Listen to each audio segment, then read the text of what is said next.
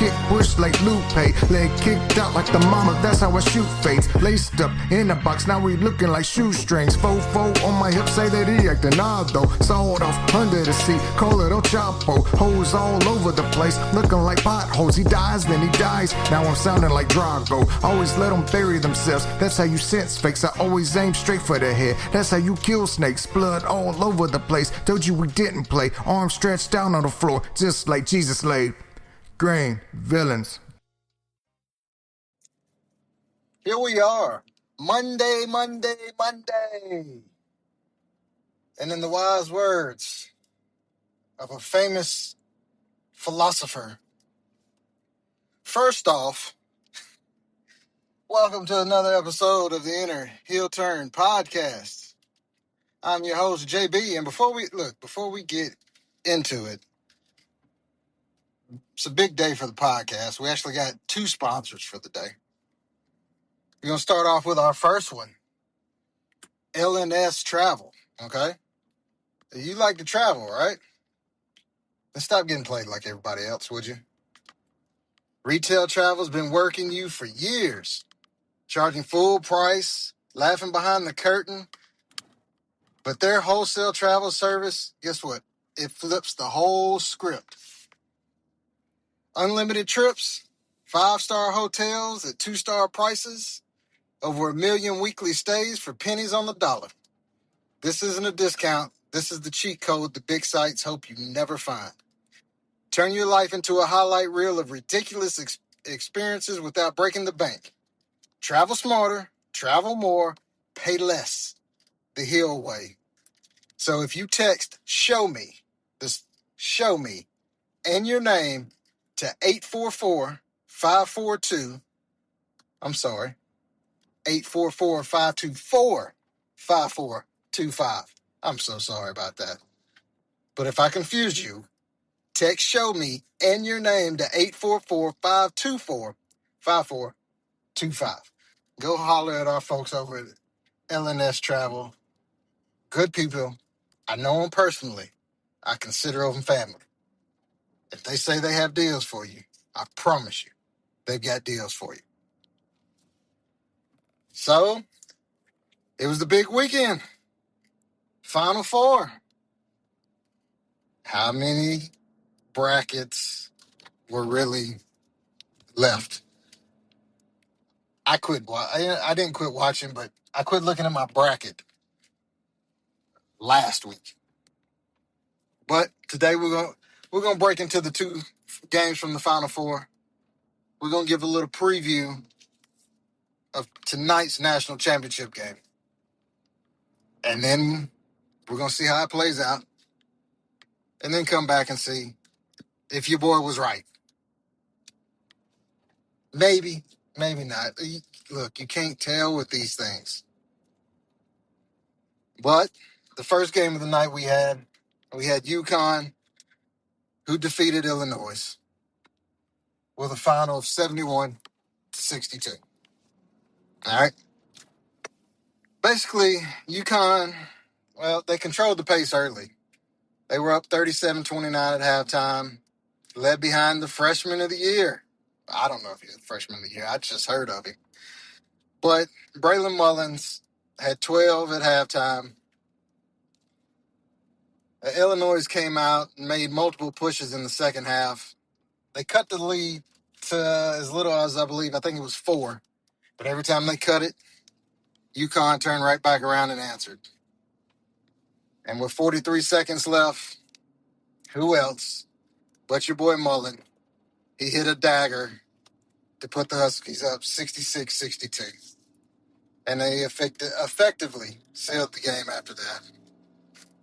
And, of course, the lead was bigger at the end, but Terrence Reed, he closed it out at the free throw line. But basically, UConn won because of their shot making in the big moments. Mullins' late threes, they were the kill shots. Defensive control, Illinois, with as good as their defense was, from what I was hearing, it never found consistent rhythm. And You hear it all the time. When teams like UConn win, it's just tournament experience. UConn looked poised and and they looked in command all night long. But if Illinois would have won, then it would have been they had nothing to lose, the inexperience, all that. But for Illinois, they entered the Final Four having won every tournament game by double digits. But UConn's physicality and perimeter pressure finally slowed the surge of Illinois. Game 2 of the night, I think everyone thought this one was going to be the game of the night. Michigan, Arizona. Michigan takes down Arizona 91-73. But Michigan came out firing. They dropped, what was it? They dropped 48 in the first half, and that was the most Arizona has allowed all year. You don't want to pick this time of the year to start doing things you haven't done all year long. So Michigan had a 16-point lead going into halftime. And Arizona's star, I've got the name written down, but we know I'm gonna murder it. Yaxel Lindenborg. He left early. He had an ankle injury, but he returned after halftime. But by the time he come back, the momentum of the game was gone.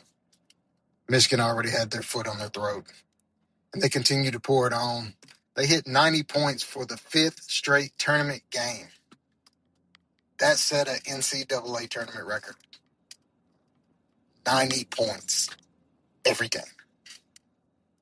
Final score, like we said, came down to Michigan 91, Arizona 73. It was a complete domination.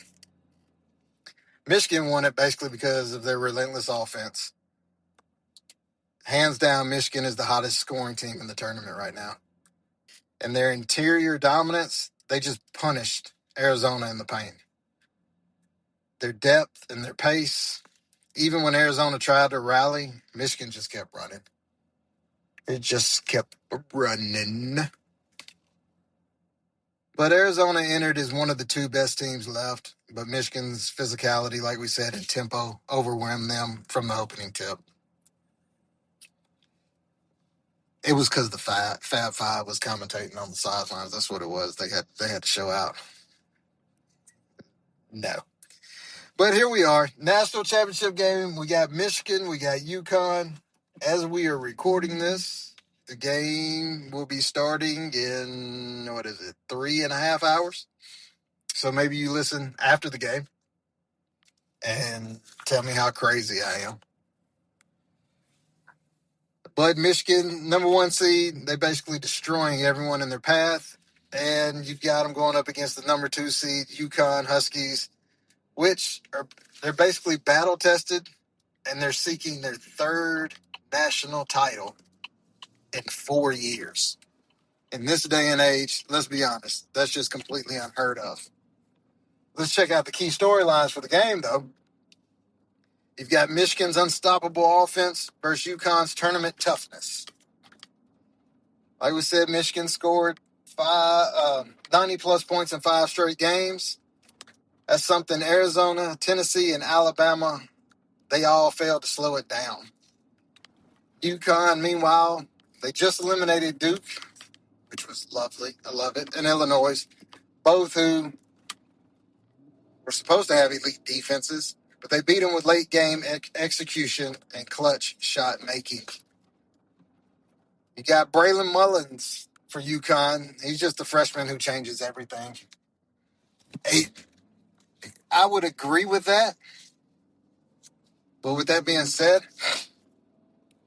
he's just hot right now, dude. And anybody who knows anything about sports, if you got a guy that's hot, you just got to let it go. I mean, let's see. The freshman guard has become the tournament's breakout star. He hit the game winner versus Duke. He hit the dagger versus Illinois in the Final Four. And UConn just trusts him in the biggest moments. Do you blame him, though? We got Michigan's size and their physicality. Michigan has just bullied everybody so far. Their interior scoring and rebounding advantage could be the biggest factor in tonight's game against Arizona. And Arizona, they're one of the biggest teams in the country. Arizona was one of the biggest teams in the country, and they got overwhelmed. That should be a warning sign for UConn. But we do have a coaching chess match tonight. We've got Dan Hurley of UConn. I'm not a fan of anything with the Hurley name. Never a fan of Bobby, of course, because he went to Duke. But I like Dan. I'm growing to like Dan. He's already a championship coach, and he's elite at halftime adjustments. And Michigan staff, they have the team playing its best basketball of the season at the perfect time. You're still playing, and it's April the 6th. Yes. But like any other game, pace is going to decide it. Michigan, they want to track meet. UConn, they want control, physical, half-court game. So like any other game, whoever dictates the tempo likely will win the title. On the offensive side of the ball for both teams, Michigan fast, efficient, deep score, and they have deep scoring options. UConn balance, discipline, clutch perimeter shooting, like we keep saying. Clutch, clutch, clutch. So if this game is close, Michigan fans, you should be worried a little bit because it will not phase UConn. On the defensive side, Michigan uses size to wall off the paint. UConn, they're switchable, physical, and they force tough shots. But what are the X factors for tonight's game? For UConn, plain and simple, Braylon Mullins. His shot making in late in the game. For Michigan, their ability to maintain 90-point scoring paces against an elite defense. Has their luck run out against elite defenses? Or will Michigan raise the banner? When's the last time Michigan raised the banner?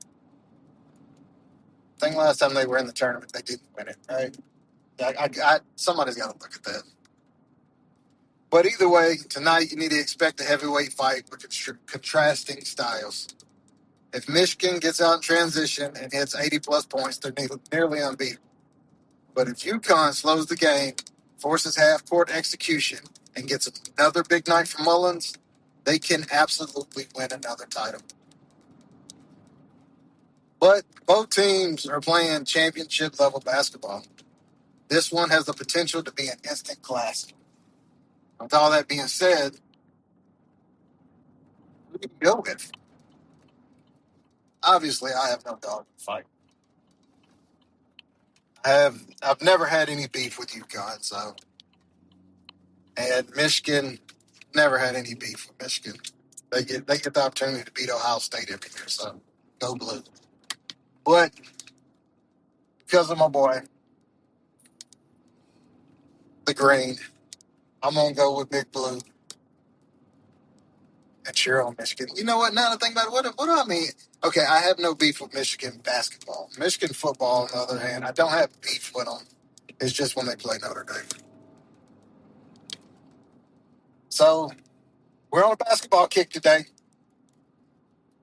Talked about the national championship, and with all that being said, we do have the NBA season winding on down. Playoff spots, they're being grabbed left and right. So I figured, let's look at each team, okay? And let's call today the burial session. Because some of these teams, they're walking into the playoffs like they're contenders when they're really just future highlight clips for somebody else's parade. So let's get into it. Let's start off in the East. The number one seed right now, the Detroit Pistons. If I'm not mistaken, they've locked it up.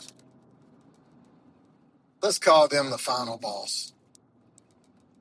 Okay, let's start with the only team in the East that actually looks like they lift weights. Detroit is sitting at the top like a villain on the throne. I know Cade's been out. I think they're saying he could make a return in the playoffs, but they still keep winning. If you're in the East and you see Detroit on your bracket, congratulations. You're about to learn humility. Eh, number 2 seed, we have the Boston Celtics. That's what happens every time I say that word. Basically, the fake tough guys. All of Boston. Fake tough guys. Boston fans, they swear this is the year, though. They say it every year. They've clinched, so they're solid. But they've also got that energy of a team that's one bad shooting night away from a meltdown.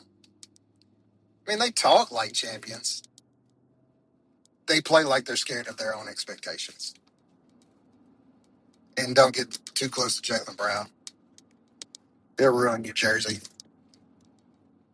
We got the 3 seed. We got the New York Knicks. Everybody loves the Knicks, right? They're what I would call the delusional dynasty.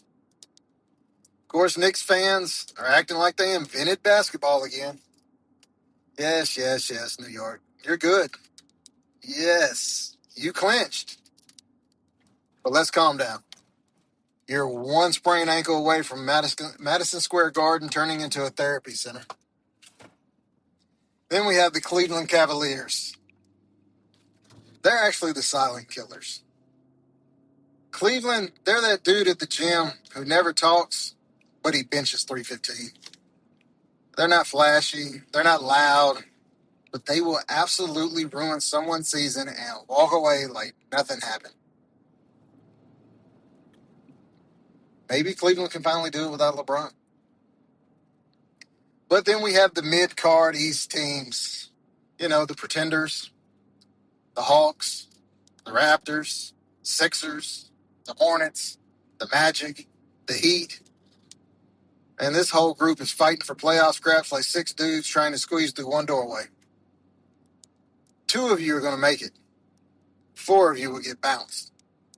1 of you is going to blame the refs, and none of you are touching the conference finals. So then we move on to the Western Conference. You know, Western Conference it's looking like a Hell in a Cell match, really. First, you got the Oklahoma City Thunder. Basically, they're the new empire.